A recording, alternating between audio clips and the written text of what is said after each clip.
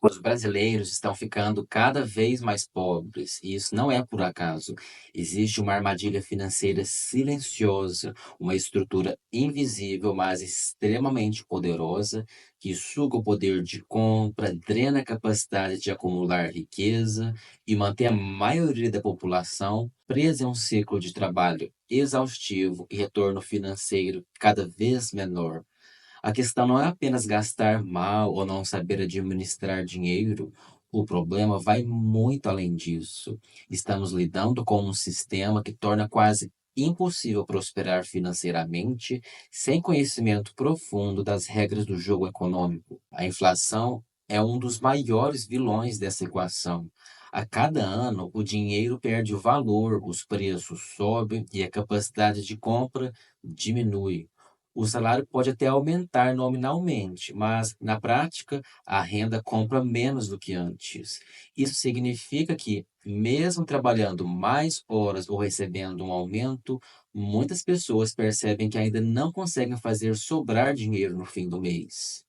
Esse fenômeno é perverso porque cria a ilusão de que o problema é o indivíduo, como se ele não soubesse ganhar dinheiro suficiente ou estivesse gastando errado, quando, na verdade, o sistema está desvalorizando o seu trabalho constantemente. Os juros altos são outro elemento chave nessa engrenagem que empobrece a população.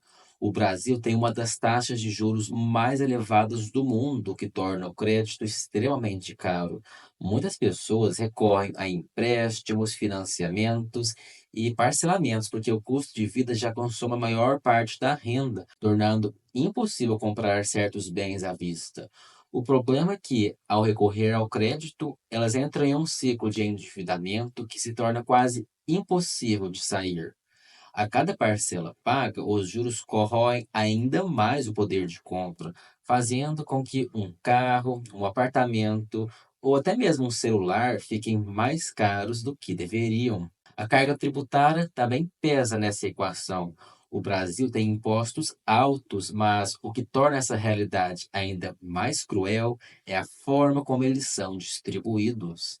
A maior parte dos tributos incide sobre o consumo, ou seja, sobre aquilo que todo mundo precisa para viver. Isso significa que os mais pobres pagam proporcionalmente mais impostos do que os mais ricos, já que quase toda a renda das classes mais baixas é destinada a consumo básico. Outro fator que mantém os brasileiros presos nessa armadilha é a estagnação salarial. O custo de vida aumenta, mas os salários não acompanham esse ritmo. Nos últimos anos, o crescimento real dos salários foi mínimo ou até negativo em alguns setores. Isso significa que, mesmo quem mantém um emprego estável e trabalha com dedicação, encontra cada vez mais dificuldade para manter um padrão de vida digno. Enquanto isso, bens essenciais como moradia e alimentação se tornam mais caros, forçando muitas famílias a cortarem gastos básicos ou se endividarem para cobrir despesas diárias. O mercado imobiliário é um exemplo claro de como essa armadilha se manifesta.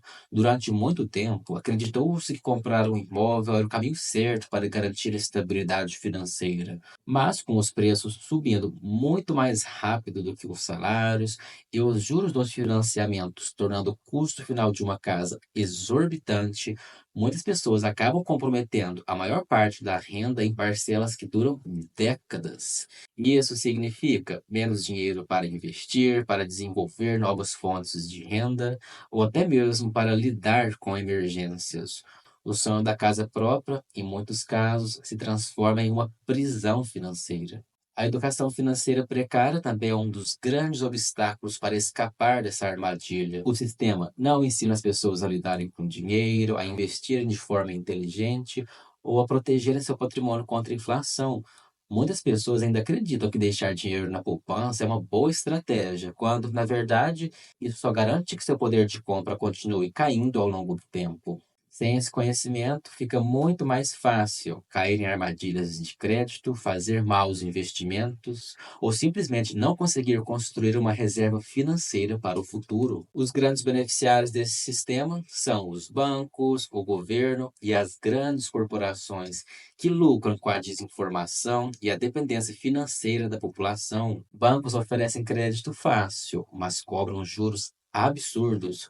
O governo arrecada impostos sobre o consumo sem oferecer um retorno proporcional em serviços públicos de qualidade. E as empresas aumentam preços sem que os salários acompanhem essa elevação, garantindo margens de lucro maiores às custas do consumidor.